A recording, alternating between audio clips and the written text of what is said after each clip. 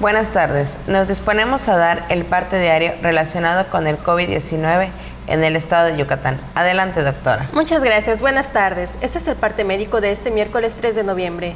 Como se ha señalado, en la reapertura económica los datos más importantes son la ocupación hospitalaria y los ingresos diarios. El día de hoy tenemos 93 pacientes en hospitales públicos. 68.941 pacientes ya se recuperaron, no presentan síntomas ni pueden contagiar. Esta cifra representa el 90% del total de contagios registrados, que son 76.103.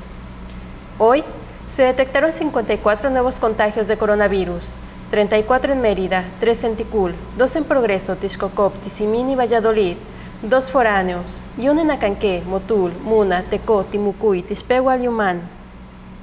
De los 76.103 casos positivos, 601 son de otro país u otro estado.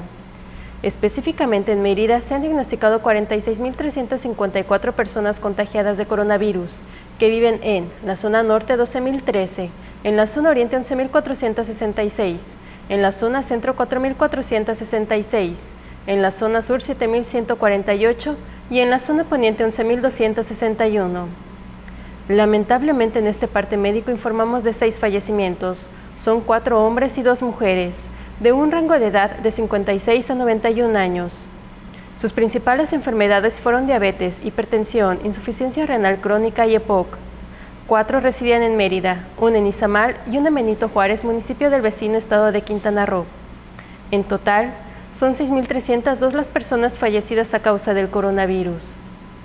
De los casos activos, 767 están estables, aislados y monitoreados por personal médico de la Secretaría de Salud de Yucatán. Presentan síntomas leves.